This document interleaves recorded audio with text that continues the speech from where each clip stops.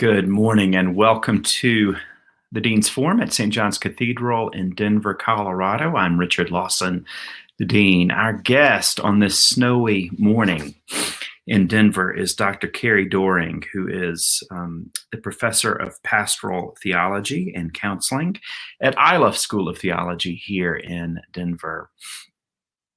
Carrie's PhD is from Boston University, where she taught before coming to the faculty at Iliff. Carrie has a wide range of expertise and interest in the field of pastoral theology. And her book, perhaps her most significant book, is entitled The Practice of Pastoral Care, a Postmodern Approach Revised and Expanded, which is used widely across denominations. It's a delight to have her, and welcome, Dr. Doehring. It's great to be with you today. Good morning. Good morning. How are you on this, if you don't mind that I ask, how are you and where are you in Denver on this snowy morning, and how much snow do you have? Well, I live in Capitol Hill, so I'm close by. I often walk by the cathedral.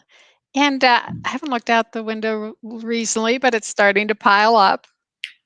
It is starting to pile up. I'd say we're in the neighborhood of a foot here at the cathedral, and we have two wonderful gentlemen who work on our maintenance and building staff, Dan and Jake, and they are clearing the parking lot and the sidewalks. And as soon as I got out of my car, they said, "We are open for business. We are ready." So the cathedral actually looks beautiful in the snow, and we are ready. We do carry our service at 10 is online. Mm-hmm. Coffee hour is online at 11. And then between noon and 2, people are invited to come and receive communion in the cathedral. Lovely. And we are ready for that today.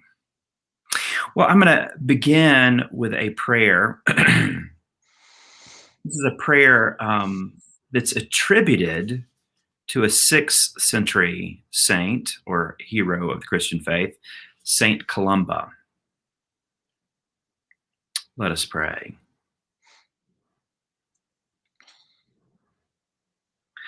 Alone with none but thee, my God, I journey on my way. What need I fear when thou art near, O King of night and day? More safe am I within thy hand than if an host didst round me stand. Amen. Amen. Welcome. So we've got, before we dive into our topic, I do want to acknowledge that you were and are one of Katie Pearson's professors at Iliff. Katie, of course, is one of the canons here at the cathedral, an Iliff graduate. How was Katie as a student? No comment. No. Well, you know how Katie is as a student, because her commitment to learning and spiritual integration is very evident in her vocation. No, of course, Katie's brilliant. And we have, Katie served almost 4 years here at the cathedral as canon pastor on staff. And it's obviously a very important position that has a long history of great priest here at the cathedral. And Katie certainly stands ably and gracefully in that line. Yes. And as you, I'm sure, would not be surprised by, she's a brilliant preacher too, and we're delighted to have her. And she speaks highly of her time at Iliff. Our topic today, as you know, comes out of our new bishop's 4 priorities that the bishop has discerned for the diocese, the Episcopal Church in Colorado.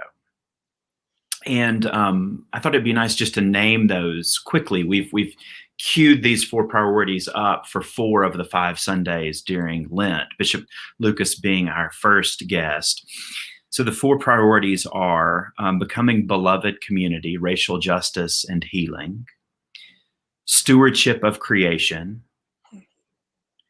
LGBTQ rights in the church and in the world, and our topic for today, which is suicide awareness and prevention. And with that, I know that you have a lot of thoughts when we're approaching topics, subjects like this Mhm. that are just particularly personal or heavy or meaningful, that we come into that subject via prayer. Do you mind sharing Yes. some of your thoughts about that and how we might do that today? Yes. Yeah, in my teaching practices, I've been realizing more and more the importance of finding spiritual practices that help us be aware of stress in our bodies. And the most accessible body aware practice I use in my teaching and in topics like this is deep, slow breathing. Because a topic like suicide is so stressful. I'm going to talk about my own family experience. Um, and because suicide and despair and thoughts about ending one's life can be so prevalent, especially during a pandemic, just talking about the topic triggers a lot of stress. And I encourage people to find ways to incorporate calming practices like deep, slow breathing into prayer practices. And I thought I would just have us begin with taking a few deep, slow breaths. And I'm going to guide you in that. People may want to close their eyes while they do this. On the second deep, slow breath, I'm going to invite people to place their hand on somewhere in their body where they tend to experience stress. I tend to experience it in my chest. I take shallow breaths when I'm anxious. And then I'm going to invite people to experience the warmth and the pressure of touch as self-compassion and love. And then on the third deep, slow breath, I'm going to invite people to see if there's a phrase that comes to mind, even something simple like, when we breathe in, the Lord is my shepherd. And when we breathe out, I shall not want. So let's just do a few of those deep, slow breaths before we dive into a topic that can trigger a lot of stress and anxiety.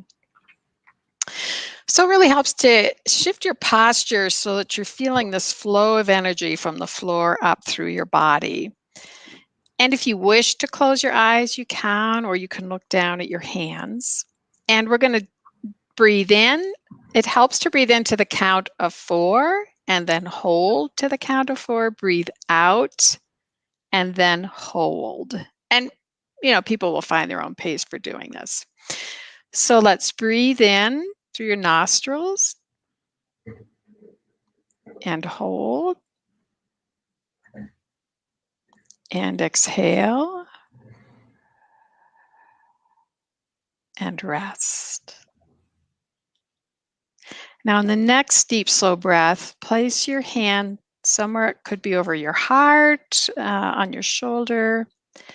And when we do the deep, slow breathing, be aware of the warmth of touch. So let's breathe in slowly. Hold. Exhale. And rest. And then on our final deep, slow breath, let's see if there's a phrase. You might want to use the phrases I use from the 23rd Psalm. So again, hand somewhere in your body where you experience stress. Let's breathe in slowly. Hold. I shall not want. Rest. Let's try that one more time, and I'll give the phrase this time. So breathe in. The Lord is my shepherd. Hold. I shall not want. Exhale. Rest. Now, the benefit of this practice, as we talked this morning, is, those who are watching, you don't need to feel self-conscious about like just placing a hand somewhere in your heart or when you become aware of that tension, just take that deep, slow breath and feel compassion. These practices are meant to calm us, but sometimes especially when we experience a lot of chronic stress. It's hard to be calm in the face of these practices. So it just helps us experience compassion. And the other thing I wanted to say is that these topics do remind us often of our own struggles. And we have a wonderful resource in Colorado that Governor Hickenlooper established after the Aurora Theater massacre, and that is the Colorado Crisis Services. And those words, if you enter them all together on your computer in a search, Colorado Crisis Services takes you to a website that provides immediate help. And it connects you with places you can go if you need to physically go somewhere to get help, or people who can come to you. So these topics are really anxiety provoking, but help is there. That's the message we want to send everyone, that by you and I talking about this, we're creating this web of love that, as Christians, we believe is part of, the work of the Holy Spirit in our midst, that can hold us when we're feeling despair or when we've lost someone through suicide and we feel overwhelmed by that. No, that's really good wisdom. I know that just pastorally, I've often experienced whether someone was experiencing pain and difficulty related to anything from addiction all the way through this subject and everything in between. When you get in a group or get connected with someone who's been through something similar, Mm-hmm. I often hear people say, gosh, I didn't realize there were others. I felt, that I was carrying something that no one else was. Is that a part of your reminder? You really aren't alone. Exactly. Yes. And I think what I really think is so incredibly valuable about the bishop's guidance in making this a mandate is that when we all work together, when we're listening for those kind of signs of despair, and when we're prepared to ask a hard question, and I'll talk about how to do that, that creates the safety net that holds people till they can be safe from harm. And there's a kind of a two sides to talking about suicide prevention. I like to emphasize we want to do everything we possibly can to protect people who are experiencing despair, who have thoughts of ending their lives. But when tragically they do make that decision and they do carry through a plan, then we want to hold each other in love, because the aftermath of suicide for families is just tremendous amount of moral stress. What could I have done to prevent this? So I think the hard thing about talking about suicide prevention is for those of us who grieve death through suicide, it can stir up that moral stress. Oh, if only I had done that, maybe this wouldn't have happened. So we want to hold each other in love and accept the tragic reality that there are times when no matter what we do, we can't prevent someone taking their life. Thank you for that. As we shift to our next question, I want to ask or invite our viewers, everybody who's participating, if you have a question or a comment for Dr. Doehring, Carrie, please put it in the chat and we will be sure to get to it. Carrie, you have thought a lot about this subject academically, certainly spiritually and personally. Can you tell us a bit about why that's the case? Yes. As I've shared in writing and in much of the speaking I do on suicide, the younger of my two sons, Alex, struggled for many, many years with profound depression. And he had really good mental health care here in Denver. And there were spells when he was severely depressed where his stepdad and I would be directly involved in his care in helping him choose life instead of death. And we did use the Colorado Crisis Service line quite a bit, which was extraordinarily helpful. And in spite of our best efforts in his last really deep, 6 months of depression, he did end his life. And, it was a shock, but not a surprise because of the depth of his struggles. And it shifted us from being a family who had coped privately with this because of kind of protecting Alex's struggles to a family that talked more openly about this and the kind of invisible wounds often that families carry. And I don't know whether this is I'm sure this is your experience, Richard, but the extraordinary thing about being religious leaders, and I teach a lot of chaplains, is we know how to talk about really tough things and we know how to share those struggles with others. So I felt just extremely supported, especially talking about religious struggles with unanswered prayer, what feels like unanswered prayer, struggles with how to speak about Alex's death, particularly at his memorial service. We have been members at St. Andrew's Episcopal Church in Denver for a long time, where we find the music and the liturgy extraordinarily meaningful. But I had a lot of struggles with referencing beliefs about resurrection in the immediacy of this very tragic death. And I was able to speak about that. And then that helped me, because I could be open about those religious struggles, then search for meanings that helped me in the immediate aftermath and then in the long-term meaning making. Because, tragic grief, it changes, but it doesn't go away. And especially traumatic grief, it's very common to experience that kind of piercing sense of loss. And I found, especially through using deep, slow breathing, that when something reminds me deeply of Alex, I take those deep, slow breaths we just practiced, and I put my hand over my heart, and I just say, "I miss you, Alex."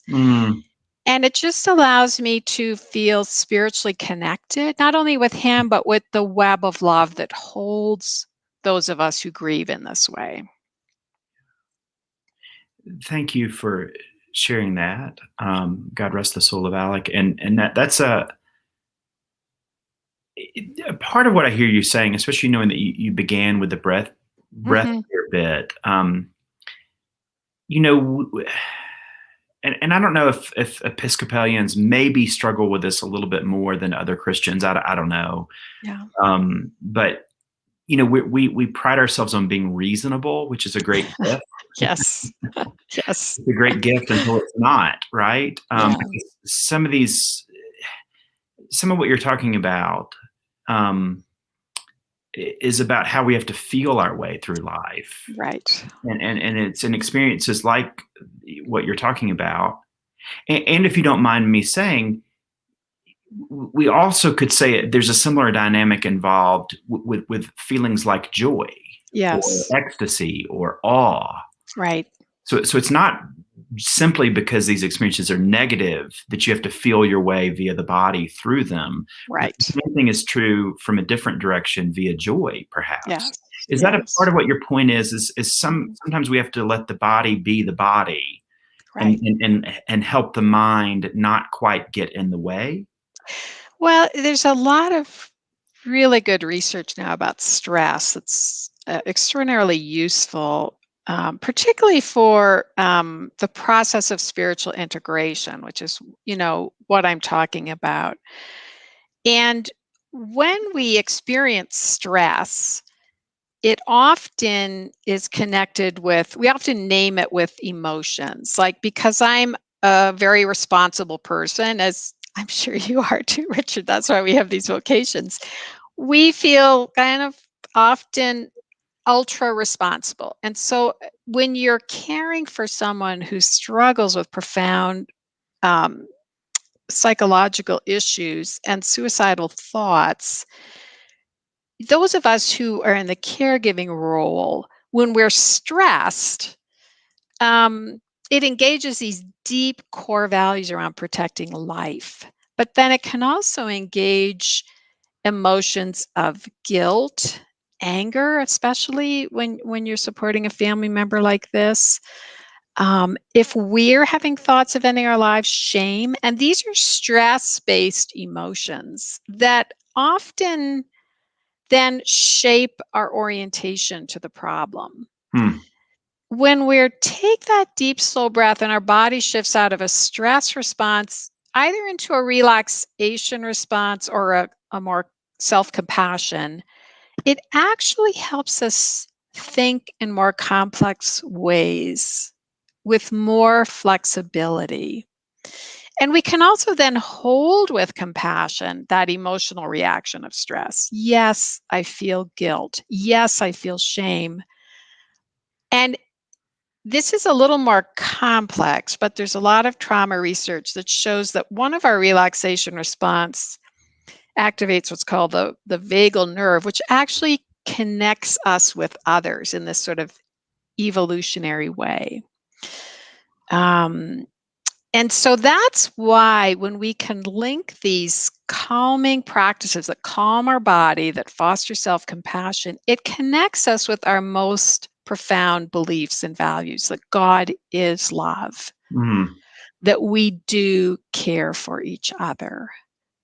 And that's the link between the calming practice, self compassion around our emotions, and then being able to search for meanings that hold the complexity of suffering. I mean, that's for me the joy of being part of the Episcopal traditions represented at the cathedral in St. Andrews, that there's room to search for really complex meanings. And then the liturgy supports that, Yeah. and the music supports that.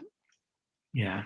No, for sure. And even though I said that we sometimes, as Episcopalians or more reasonably oriented, or Christians who are oriented toward reason, the Episcopal Church, I also appreciate, has all these ritual traditions like Yes, kneeling, standing, bowing, outstretched arms, hands yes, to receive yes. communion, and Mhm. and certainly music. I mean, all of which point toward what you're describing, which is the emotional, physical life Right, is a place where we encounter God right. and a source of wisdom and truth. Yes, and we want to have a what's so helpful about a breath practice is it, like I have found using it over a number of years, and when my students use it, it makes us aware of our stress response. Like, say, Richard, you and I were talking, and I wondered if your struggles were related to despair, and I may experience that stress response. I may become anxious. Am I supposed to ask a question? And then if I take that deep, slow breath and I feel connected with this web of love, it shifts me out of anxiety into living out that core value of care that then helps me say calmly, Richard, sometimes when people experience the kind of struggles you have, they have thoughts of ending their lives. And I just wanted to check in and see if if you've been having any of those thoughts. So that's an example of how Mhm. the deep, slow breath shifts me into living out a core value of care Yeah. and then prompts me to ask the question. And hopefully, the way I ask the question, what gets conveyed through my body is the care and the calm. And, if you are having these struggles, there's ways to get help. Yeah. But we've got a few questions that have come in that I want to get to, but I want to ask one or two follow-up questions on that. Mhm. One, I want to get you to say just a little bit more actually about this type of prayer, because it might be new for some of our people. Sure. It's more, sometimes it's filed under the category of contemplative prayer. Yes. Sometimes you hear breath prayer, Yeah. use of silence and breathing. And what I'd Mhm. like to hear you address is, and I'll give you a couple of examples very quickly. One is, I've known, this is my third Episcopal parish. We're a cathedral too, of course, but to serve. And there've been, in each of my parishes, there've been a number of people devoted to contemplative prayer that meet regularly, say, study the works of Thomas Keating and things like that, which is wonderful. And then I know there's kind of the polar opposite, Yes. which are the people that kind of come across something like that, or even the way you introduced it at the beginning of this talk, and they're like, "Oh, that is so not me. You know, Exactly. it's just not me." And I want to give you one more example. I've even had someone, like, I tend to have sort of extroverted energy and Mhm. personality, and I am not. Keating's books are wonderful. They don't wake me up in the morning. It's not what I do. But I will say, even though I'm not going to file myself as a contemplative, like a plus contemplative, or even like, frankly, a B minus contemplative, that's not the point, right? Yes. Yes. It's not a race. Right. And what I have found incredibly helpful, even though I don't follow ascending prayer, is when I face something complex or even really joyful, Mhm. to just slow down for a moment and take a Right. few deep breaths before I speak. Yes. Let some air into the room, so to speak. So Yes. my question for you, Carrie, it's not a race, correct? No. And even our more extroverted members of the community, you can do this in very simple, quick ways, and it counts. Right. It's because this is so core to my teaching. Like in the 10-week quarters at Iliff, students report each week on body aware practices they're using to experience goodness. That's it in a nutshell. And Iliff is very religiously diverse. So students feel free to share whatever works. Um, Ideally, it's a practice that helps us be aware of stress in our bodies because that's the link to connecting those emotions that get triggered Yeah. by stress that then drive us living out values and beliefs that are not our intentional values. So many people experience God as a judge. That's the most Yeah. toxic element of religious struggle. And when we have a stress reaction and we experience guilt, often unconsciously we experience God as judge. And that may not be our intentional belief, but it's the one we're living out in that moment. So, like some of my students who struggle with attention deficit disorder, they can't sit still and do the practice. It just makes them feel like inadequate. So they do things like folding laundry, and they cherish it as a connection with goodness, and they check in with their body while they're doing something active. And many people do exercise and experience the outdoors in Colorado, but the Right. trick is to make this an intentional part of connecting with goodness and checking in with one's body. Those are sort of the key components.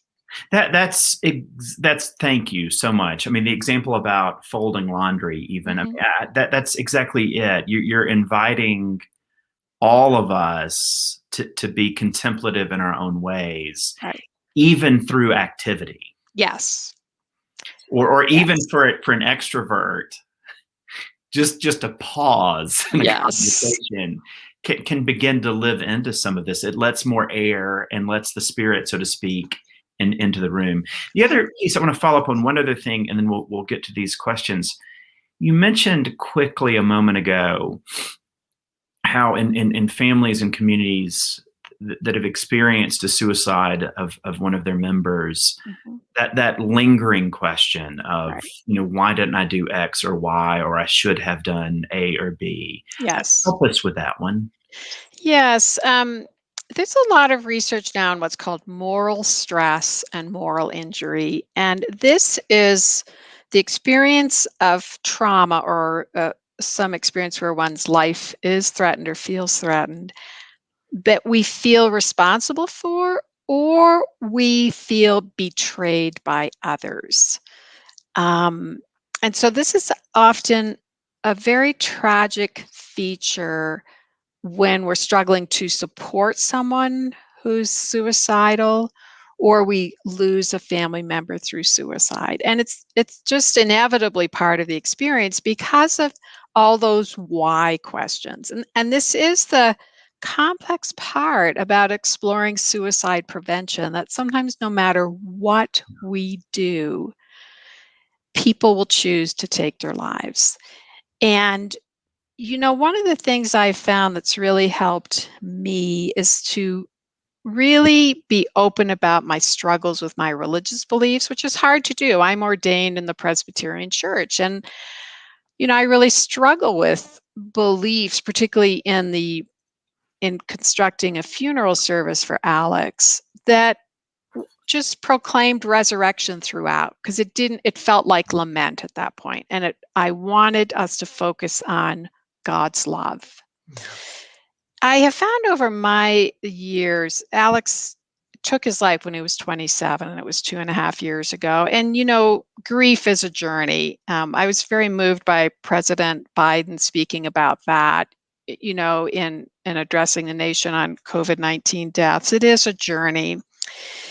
And now I find part of my journey has been to connect spiritually in whatever ways I can with the mystery and complexity of my son's life and death. And as I said to you, I have incredible resources for doing that. And I also have a really good employee assistance program that's given me access to mental health care, which is so accessible now through telehealth. And I think what's helpful about having this sort of diversified support system is some struggles around suicide are really, really hard. And I wouldn't want to burden family members with those struggles. So I take that particular struggle, say, to my therapist. Or I have friends who check in with me, and my church community is extraordinarily supportive. So you really need that sort of diversified way of making meaning. And I think the hard thing about a death through suicide is just how isolating it can be. And then when we're searching for meanings on our own, it's just very hard to do that work and to constantly feel connected with those core beliefs around God as love, the community as love. But to find trusted others to experience God as part of that journey towards meaning is really, really important. Mhm. Our youth minister has asked a related question. Mhm. Do you have any spiritual or other resources specific to youth around this question? Yeah, that's a really good question. I think the particular dynamics around adolescence is, as we all remember from our own teenage years, everything often like tragedy or crises are experienced in the extreme.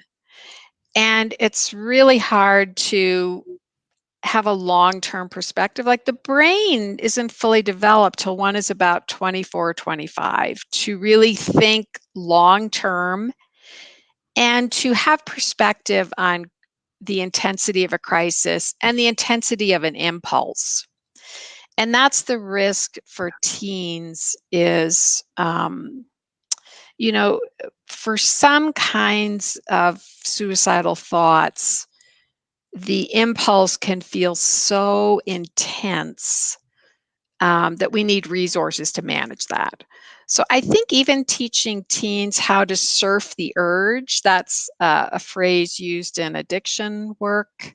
We can feel a really intense urge to seek relief through something that's harmful.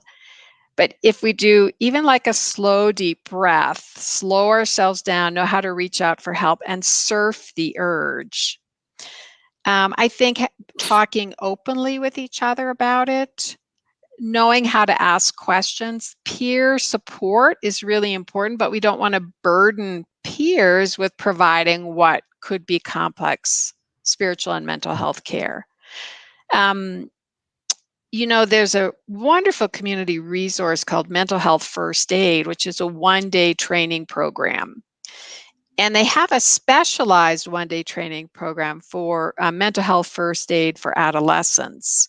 And they always have a segment on suicide. They have a segment on depression, addictions, and more complex psychological struggles. Those are all the things that can really increase the risk of someone taking their own lives. So the more we can train ourselves as a community through these kind of resources, mental health first aid programs, the more we're ready to ask those questions. And then in Colorado, we have the Colorado Crisis Service as that resource for us to get help. Yeah. Another question that has come through is, what is your advice or wisdom in terms of reaching out to someone whom we perceive to be suicidal? Or if we're starting to feel like, gosh, I feel like this person has crossed into a different territory, say from depression to suicidal thoughts. What's your advice on when to reach out, how to reach out? Yeah. Being ready to ask the question, and the first question, which I use that phrase I was using in kind of modeling with you, Richard, is normalizing. Like often people who have your struggles have thoughts of ending their life. And I wonder whether you've had those thoughts. So you normalize it. You say a lot of people who struggle with depression, addiction, a crisis like job loss, the end of the first romantic relationship for teens can be really hard. And then you phrase it, thoughts of ending their lives. You don't want to say harm themselves because, particularly with adolescents, sometimes there are self-harm practices that are function in a way to comfort, but they're not intended to end one's life. So that can be a kind of a nebulous question. Right. What's tricky about asking the question, and this is where people get anxious, is, okay, so what if someone says yes? Then what do I have to do? And of course, you'd want to take that deep, slow breath. And then part of community mental health care is to know where the resources are. So if someone says, yes, I have struggled with that, often, you just want to follow up and say, well, tell me more about that. What kind of thoughts do you have? And the more specific the plan is, the more you need to get help. I find it really helps to explore, well, it sounds like you have those thoughts, but there's something that holds you back. So tell me what holds you back. And people often will say, well, I know it would hurt my family too much. And then you see that value of care for others is what's helping them hold on to life. Now, because I'm trained, I might say then,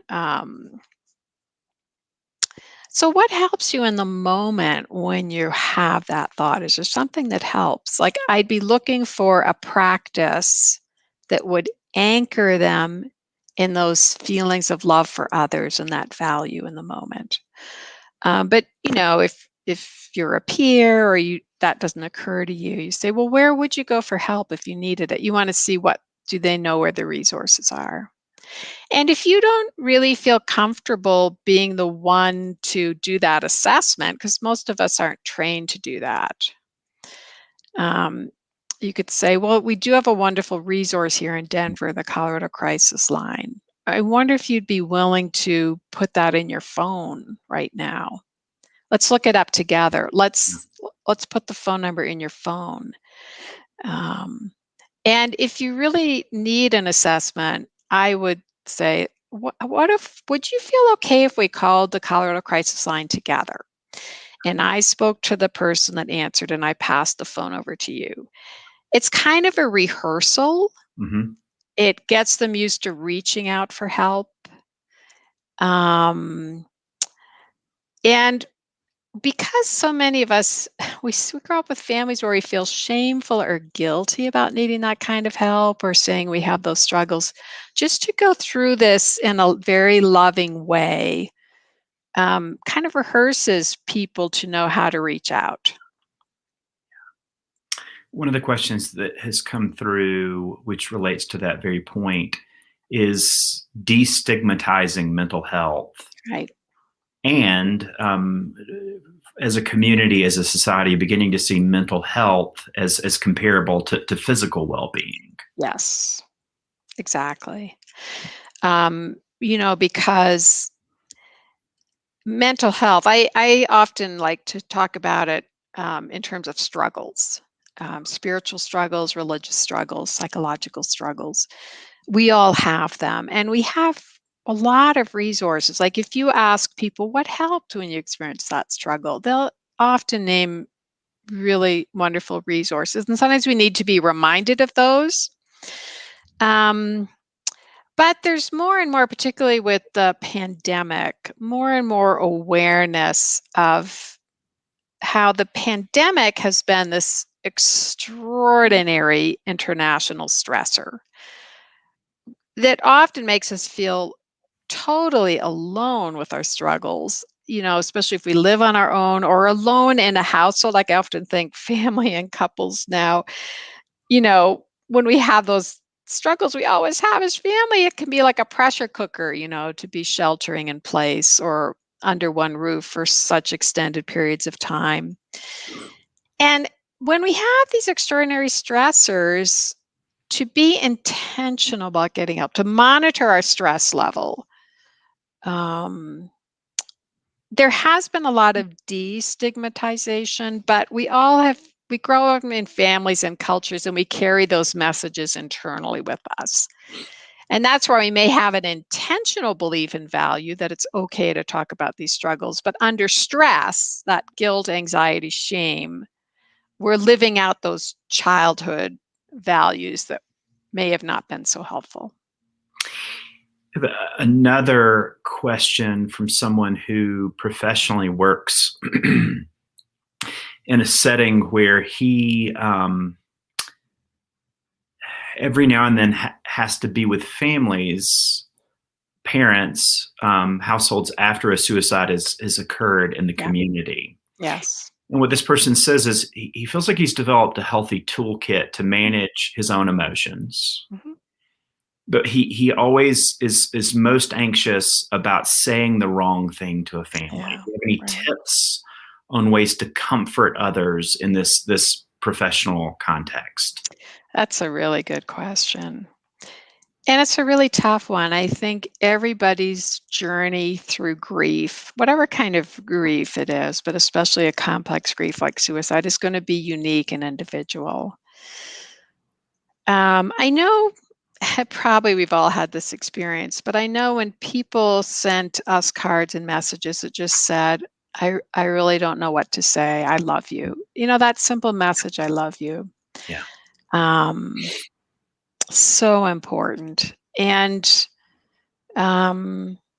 just to model that love, I often ask, is what helps you now when you experience that grief really intensely? Is there something that helps? People do have their own meanings and resources from past crises that they pull upon. So just to find out, often to ask the question, when do you find yourself experiencing the grief most intensely? Yeah.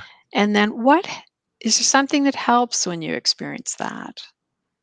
And it's because I'm trained to use, stress relieving practices, especially if I'm talking to someone and they're really overcome. I'll say, would it be okay if we just pause for a minute and tried just a deep, slow breath together?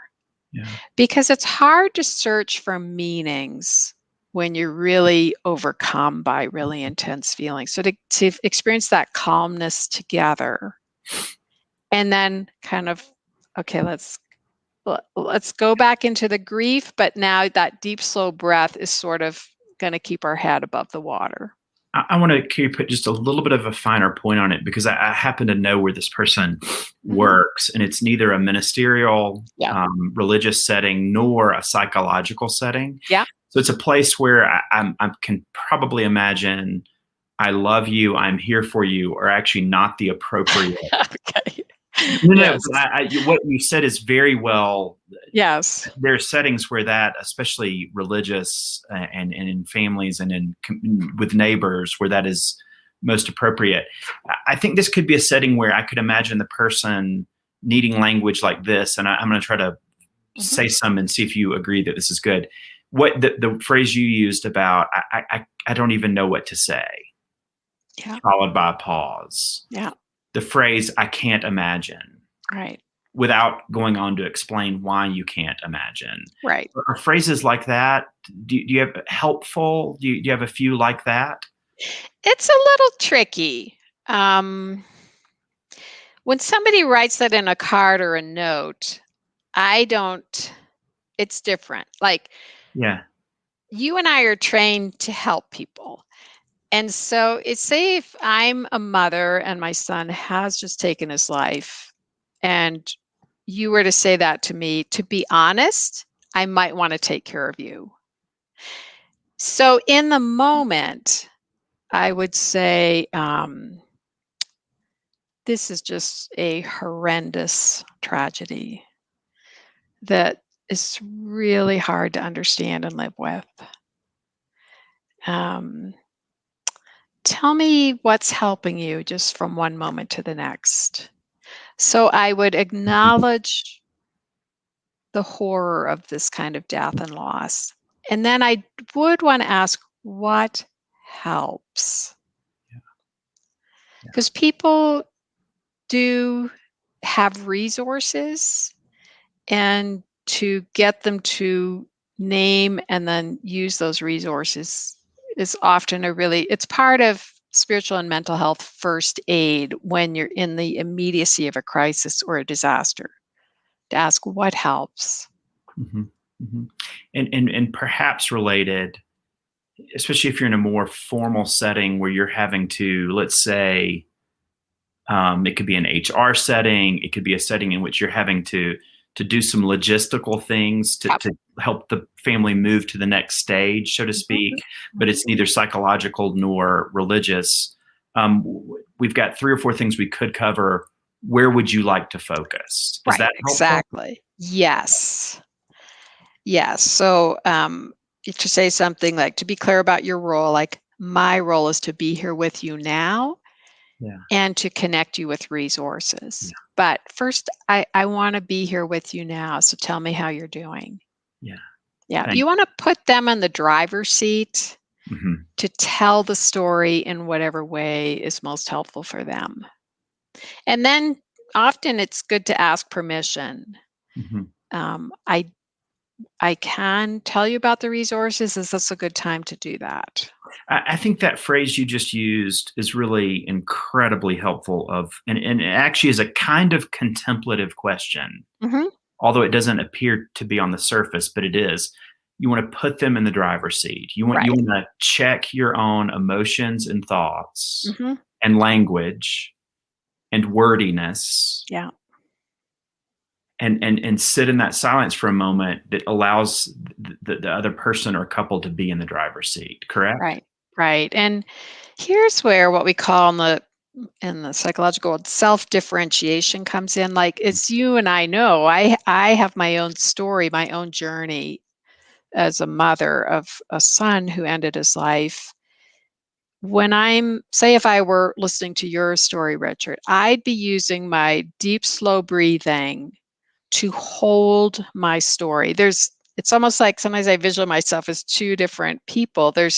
I'm providing care to you, and I'm here as a grieving mother. And so I want all my attention to be on you, and I want to use my spiritual practices to hold my own story. We have a tendency to say more about our stories than is often helpful in the immediacy of the moment, and that's the hard thing about that 100% listening, because everybody's journey is so unique. Mm-hmm. Carrie, thank you. And we are we really are running out of time. Yes. And I need to. I'm the preacher, and I need to be people in Yes. like 6 minutes. Yeah. But can you give just a very brief example of a gospel story Yeah. that relates to these themes? Yeah. The one I eventually found that we used in Alex's service was the Good Samaritan. It represented God who comes alongside the person who's wounded. And there's no sense of, I struggled to find I thought of the stories of the lost and the found, but so often, unfortunately, the gospel language is around sinners, and I didn't want that language. But I think the Good Samaritan is a really powerful story for these kinds of conversations. Yeah, well, that's a beautiful place, or a tender place, and a wise place to end. And if I remember correctly, well, Luke's Gospel, Good Samaritan, is it chapter 10? I can't remember. Do you remember? I'm not a biblical scholar. You're not a biblical. You get a pass on that one. Well, we're certain that it's Luke's Gospel, and a quick Yes. Google search will find it if you Yes. can, and that's a wise place. Yeah. Well, let's end with a very brief prayer, Okay. and as I do that, Carrie, we are very grateful, very grateful. Thank you. You're welcome. Let us pray.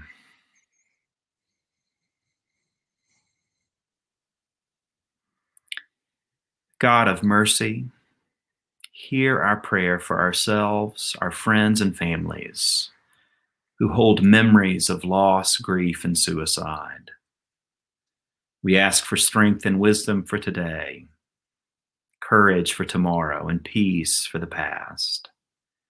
We ask these things in the name of the Christ who shares our life in joy and sorrow, lament and prayer, despair and promises, death and new life. Amen. Amen. God bless your work, Carrie, and I hope our paths cross again. Thank you.